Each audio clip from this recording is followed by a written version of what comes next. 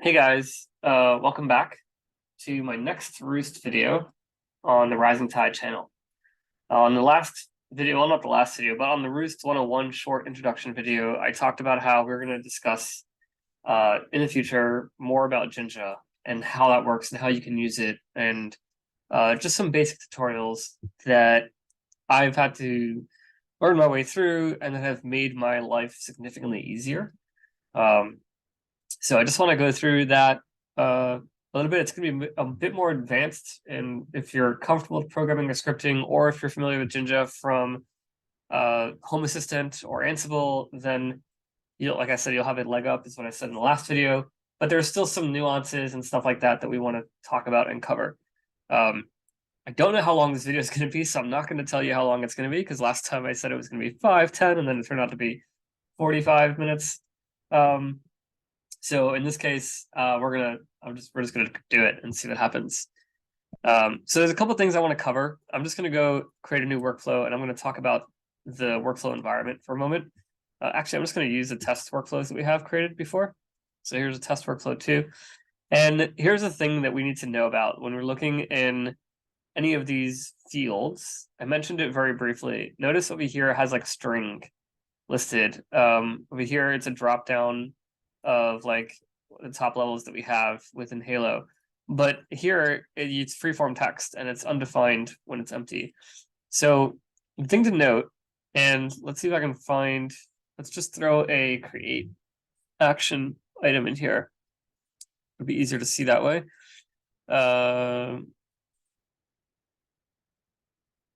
Add, let's see. There we go. Add or update action, and we'll take a look at that, and we'll look at actions. We'll add an action. So notice here, like outcome and ticket ID, action by application ID.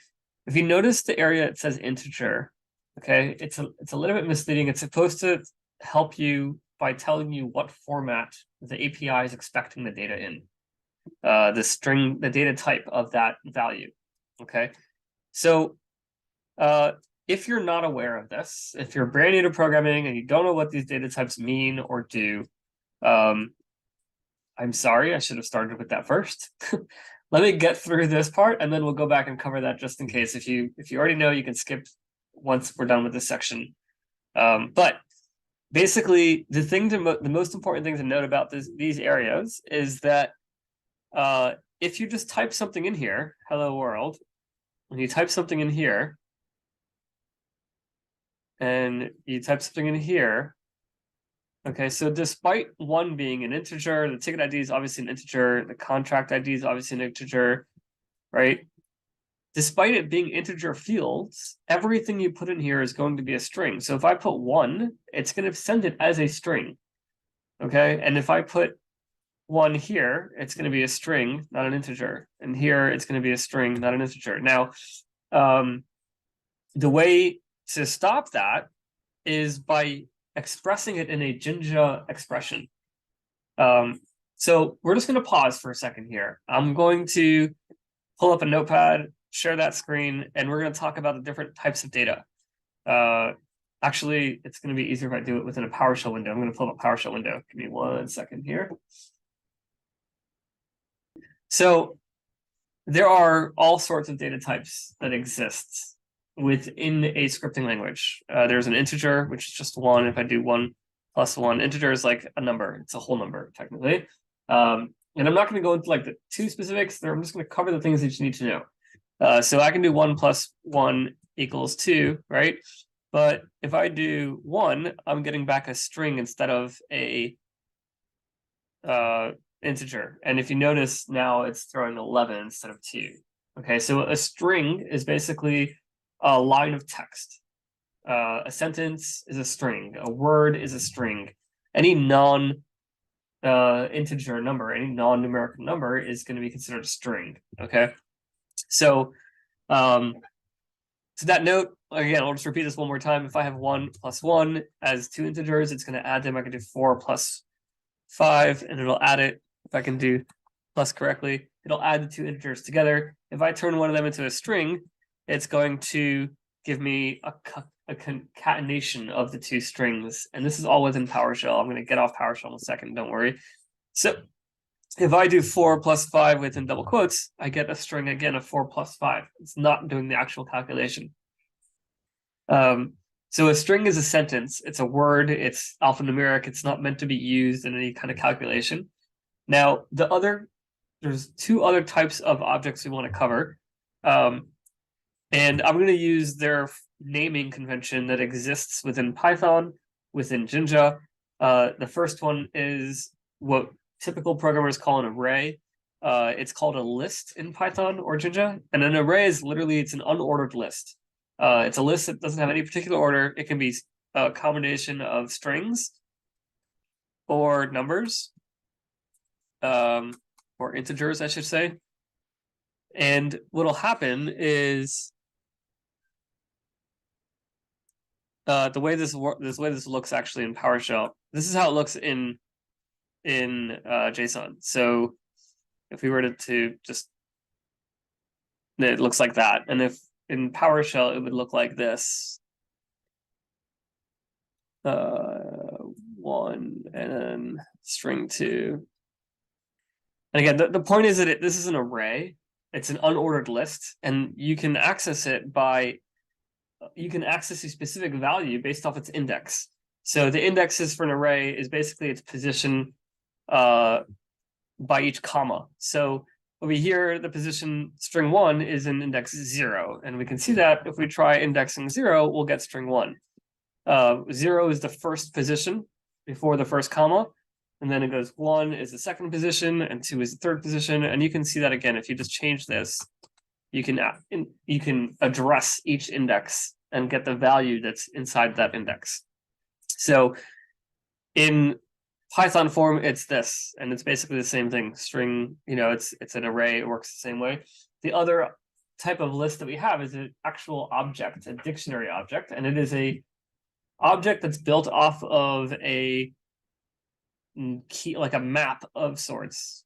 Where if you were to say, have a name of a person, and that person's name was Mendy, you'd want to know that name of that person. You would say person.name, and you'd get back Mendy. So I'll show you what that looks like real quick. So I'm just going to say person equals, and here we're going to say name equals Mendy. And now I look at person, and I have name is Mendy. And if I do person.name, I get back Mendy, right? So that is a dictionary object, because you can do a lookup by what's called a key. It's a key value pair, which just means in English that it's a pair. It's a name and a value. It's a pair. It's a key value pair, where the key is the lookup code you're going to use. Instead of doing person 0, which is not going to work, you do person name. And it's now, because it's not an unordered list, it's not an array, it's an actual object, you can address it by the object. So that's PowerShell. Let me flip over back to Rewst, and we will get back to the point of what we're talking about. So if I pull up the Jinja Live Editor toolbox,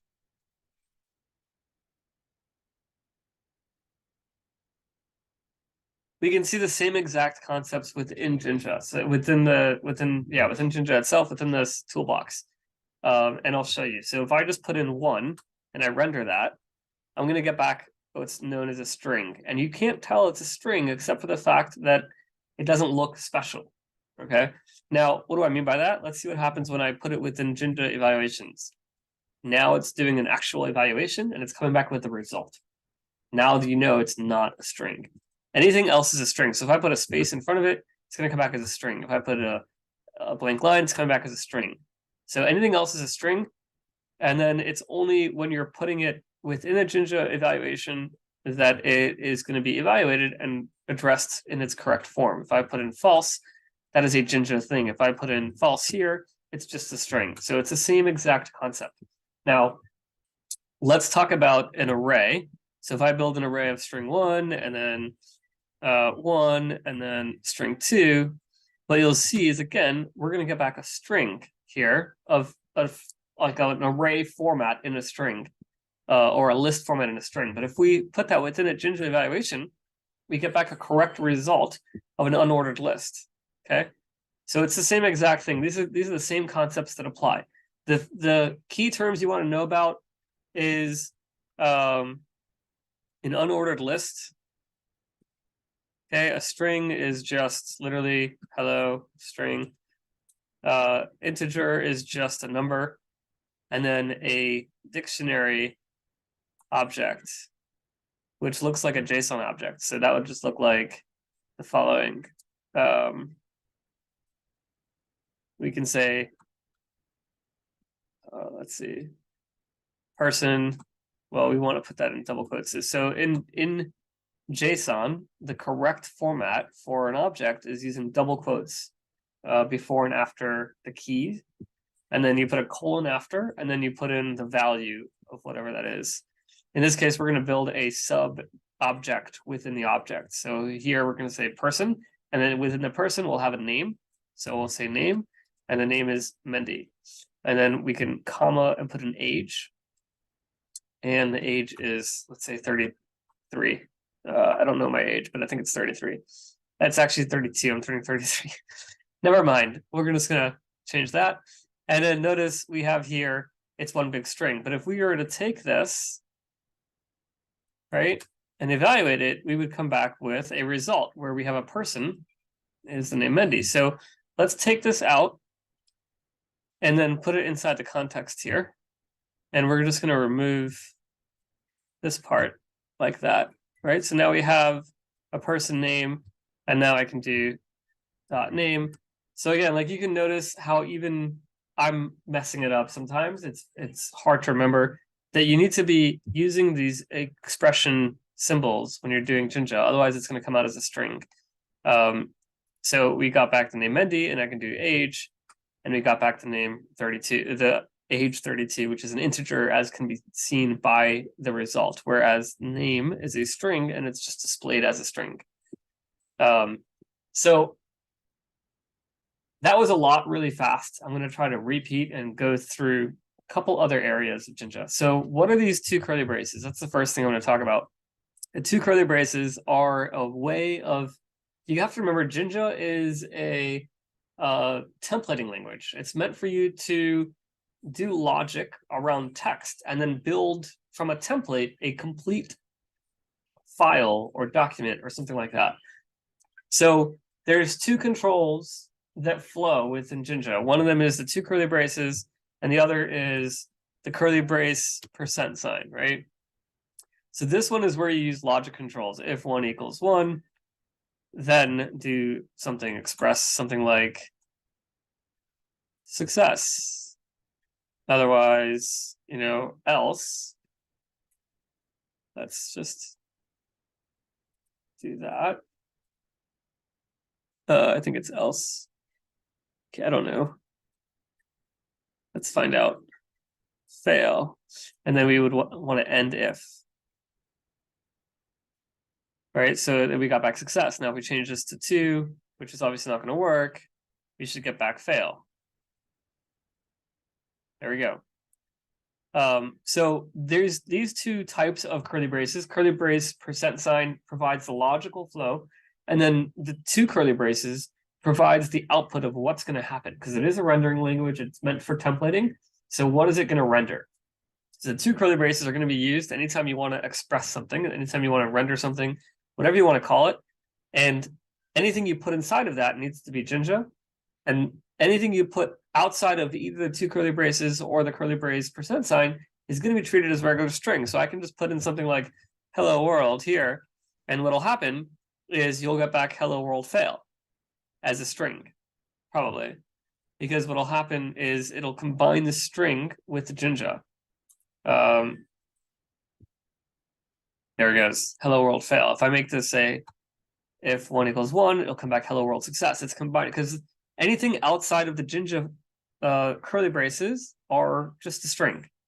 So it's very important you remember that, because if you're dealing, going back to the workflow, with a field that requires an integer, like for example, the action ID, then you can't just put the 1 in there. You have to express it in Jinja format. So you need to do curly brace 1 in order for it to actually get that integer. And the same thing happens for any other integer field. If it's just a string, it doesn't matter.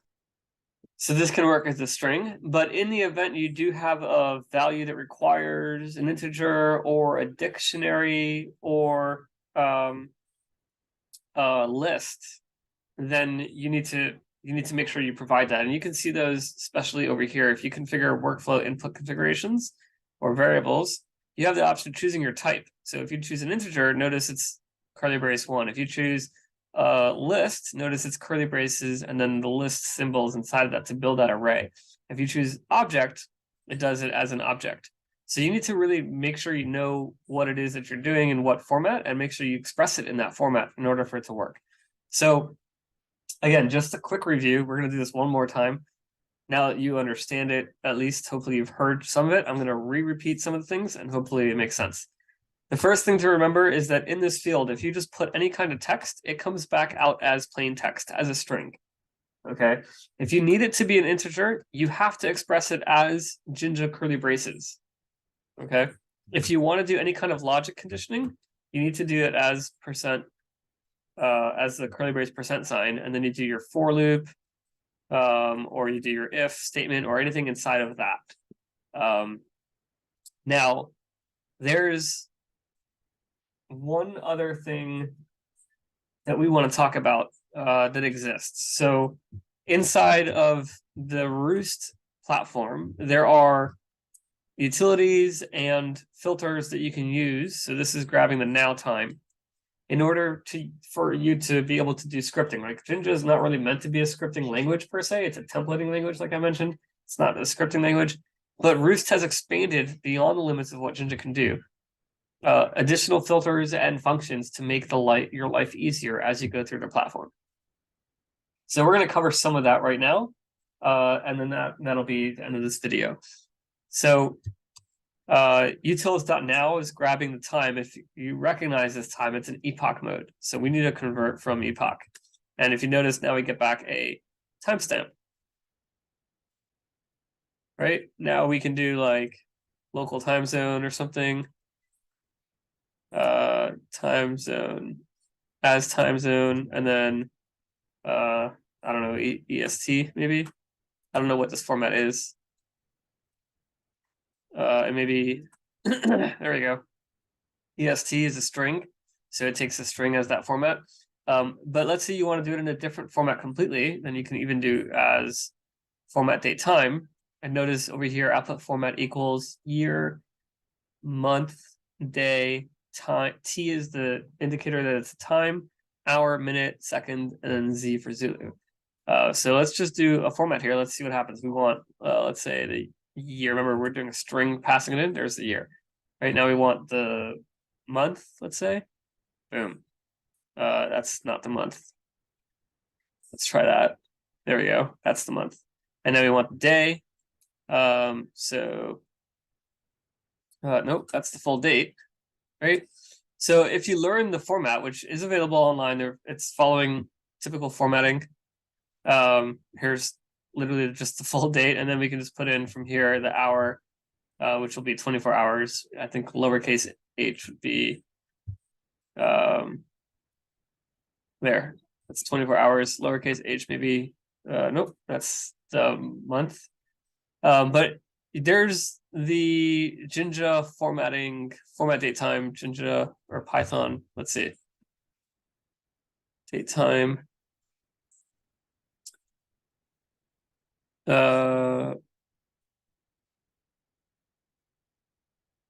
Yep, this looks basically like the same thing.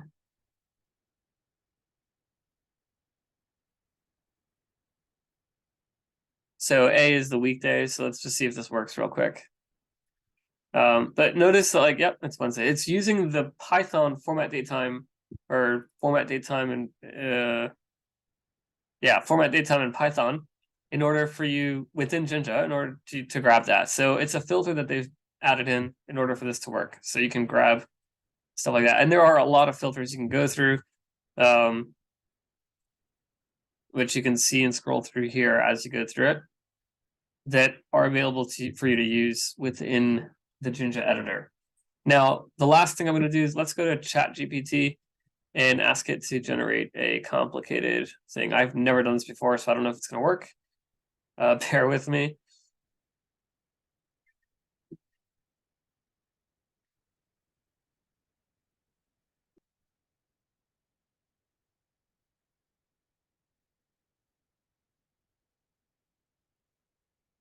So we're just going to ask it for a complex JSON object so that we can have some fun with it. It's got address, street, city, state, zip, some phone numbers. So this is going to be good. It's got some friends. Wow. Okay. It's going all out.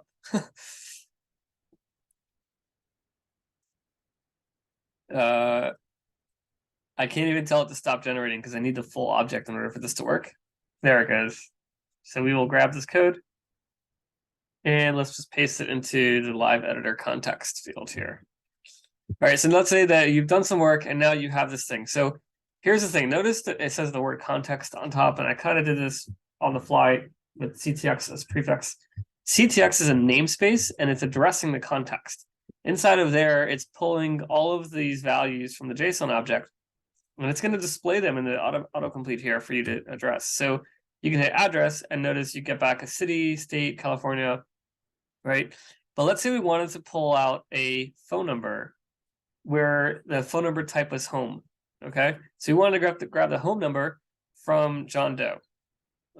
So let's just grab the name, and that's John Doe. Great. Now we want to grab the phone number, so we see it's under phone numbers. Let's go grab that phone numbers. The thing to know about, by the way, is that Python is case sensitive, as is Jinja, and as is Rewst. So if there's a capital N in there, you got to use a capital N. Now we have if you notice, this is an array. There's two phone numbers listed, two different objects or sub-objects within an array, or sorry, there are two dictionary objects within the list, right? This is using the right terminology here.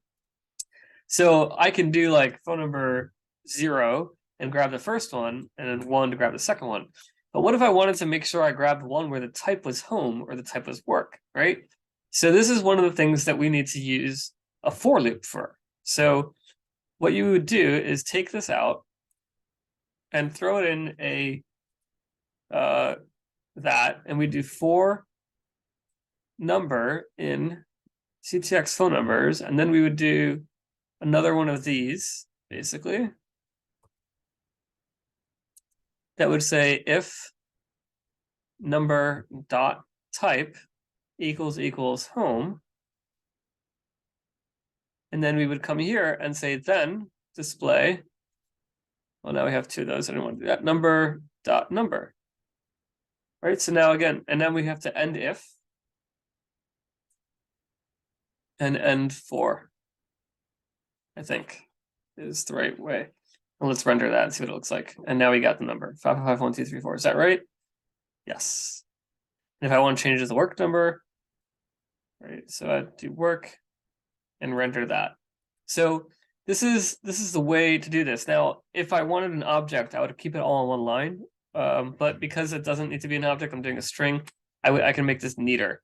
So we can go like this, end if, and then end for, and then it would still be 5555678, right? Or change this to home, and it would be 5551234. So this is how you would do it. You're basically looping through what you're assigning. You're iterating through the phone numbers.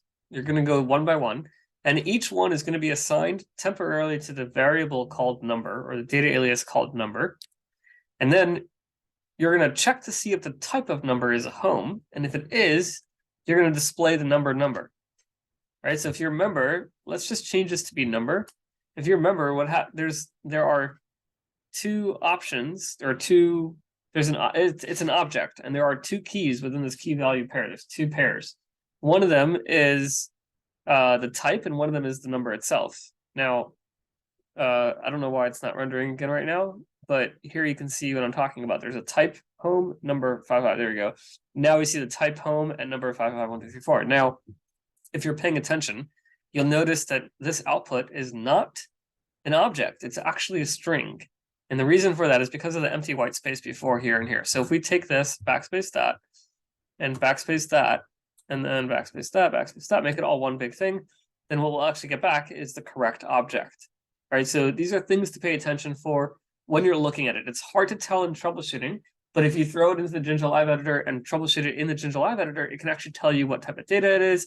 And if you see an error message, type string does not have object name or something like that. Type list does not support addressing object by name or something like that. Some of those types of errors, you're likely experiencing an error where the data format is in the wrong format type than what it's expecting or what you're expecting.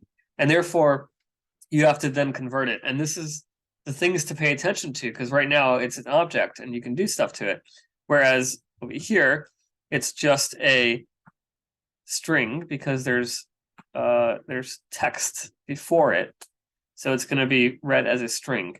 So that's something to notice. If you're doing that, if you're addressing the number directly, it doesn't matter because that's already a string, right? So if you come up here and put it all back on one line, it doesn't make a difference. It's still just a string.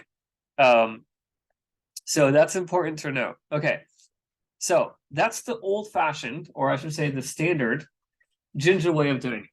All right, let's talk about the updated or modified method for doing it within Rewst. Okay, Rewst has a much easier way of handling this. So it's a little bit confusing, but it's easier. And it's not something they just made up themselves. It is actually taken from the Python method. They brought the Python ability for what's called list comprehensions into Jinja. So the way the list comprehension syntax is basically pretty simple. Actually, we can go to ChatGPT and ask it of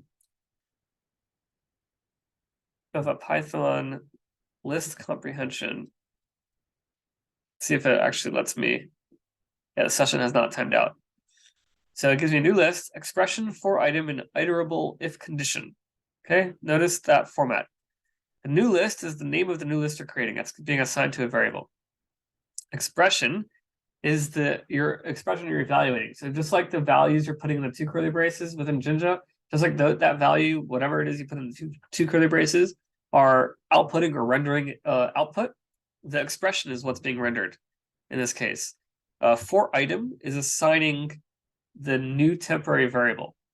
Okay, in iterable is going to say whatever the list is. Iterable is going to be the list, and then if condition is going to be the statement you're going to run through it. So let's see if we can copy this and modify this to match what we need within the Jinja live editor. Right, so we're doing expression for item in iterable. The expression that we want is the number, right? So it's the number.number in this case. So let's say number.number for item, and the item is going to be number, right? That's the temporary variable we're assigning. And iterable in this case is going to be ctx.phone numbers. If, and then here the condition is going to be if number.type equals home. And let's see what happens. Well, it's already showing my home number. Let's do work so we can see it change. And there we go. 555, 5678. Now, notice, okay, if you're paying attention again, you'll see that it's coming out as a list. Okay, that's because we're expressing it in a list. So it is a list. So that's how it's being displayed. Now, if we want to select an object, we can either use the first, if we want to expand the list and go directly to the result, we can either use the first index because there's only one, or there's a specific filter that we can use called first. And that'll give me the very first one. So generally speaking, if you're doing list comprehension, you're most likely going for just a single value and that you'll be using the first or zero. But if you're not, if there's going to be more than one value coming back and you want to pass it as a list, then you're done. If you're getting more than one value back and you want to refilter it twice, just layer the list comprehensions, which you can do. Because remember, this whole thing is a list, so you can just do another list comprehension right on top of it. So you can just be like, number for number, let's remove this. You're going to get back a list. Well, actually, you're going to get back a list. Number for number in, right? And then we can say if here, if number like, well, let's just do 5678. In number, right? So now we're layering, we're going to get back the same exact thing because we're layering the stuff. But if we change this to like home, which is not 5678, it's 1, 2, 3, 4. Then we got back a result of an empty list because there's nothing here, right? And if we try doing first, you're just going to get back null. There's nothing there. So this brings me to the very last thing I want to talk about. There are situations and times where you're going to be programming something, you're going to be expecting a result, and no result is there. The list is empty. And if you try doing anything like first or 0 to it or something like that, what's going to end up happening is that you're going to throw an error on the code, just like this one. No first item sequence is empty, right? So it's that error will actually break the entire workflow instead of failing safely to say that it's empty. What you want to do is you want to pipe it to a D or a default value, right? And that'll actually allow you to specify a default value of, I don't remember the syntax. Hold on. Let's go back again. Default value equals. Okay, so let's do default value equals, and then here we'll do, let's say, 10, just for fun. Okay, and then go. That did not work the way I expected it to. Do I have to put it after? Let's just see real quick. There he goes. Yep. So because first is a null value, it can't return it. D sets a default value in the event it's null. And in reality, if you remove the default value tag, you don't need it. You just do type D, you'll come back with nothing. It'll not error, it'll be successful, and evaluate to nothing. So now you can do a condition statement to say if this is true or false. So that's the last trick I have for you guys. It's the pipe D. The list comprehension, I went through it pretty quickly. I've copied it from ChatGPT. I can recreate it again for you just one more time in the simpler format. So we have ctx.phone numbers. It comes back as a list, and we want to grab a number where the type is home. So what we're going to do is we're going to surround it into the square brackets that basically turns it into a list and allows us to do list comprehension. List comprehension means that we're going to assign a temporary value of the iterating object, whatever the current index is as we loop through. We're going to assign that to a temporary variable, and then we're going to express something if a condition is true. So that expression that we're doing is going to be number, let's just call it something that's going to be A, because I'm showing the variable's temporary, it doesn't mean anything. I'm going to do A dot number for A in, right? So now it's going to assign each of these objects within the list to the variable A, and then it's going to display A dot number.